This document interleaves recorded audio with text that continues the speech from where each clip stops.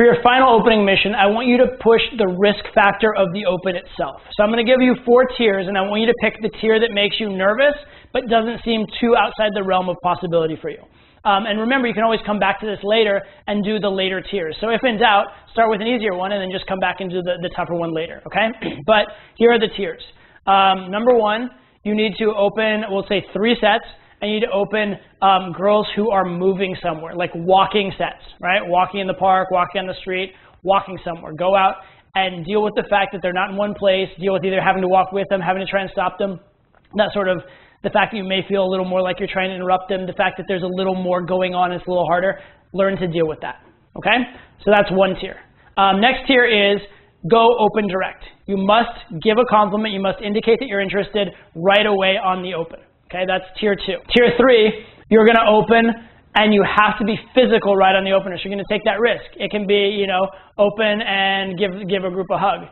It could be open and spin the girl, like handshake, spin the girl. It can be open and bump her with your butt. There's a lot of different ways that you can be physical right on the open, but you have to do something physical right then and there, okay?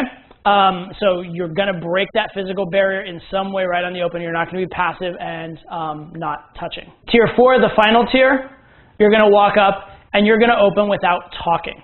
Okay, you're going to have to learn to open through your physical gestures, your energy, your eye contact, all these other gestures. So it's a much more difficult type of an open.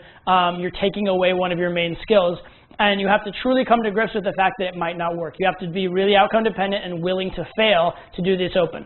One suggestion for this opener, this is one type of opener that's actually going to be a lot easier in a loud nightclub than it will be street in the daytime. Now, by all means, you can practice street in the daytime.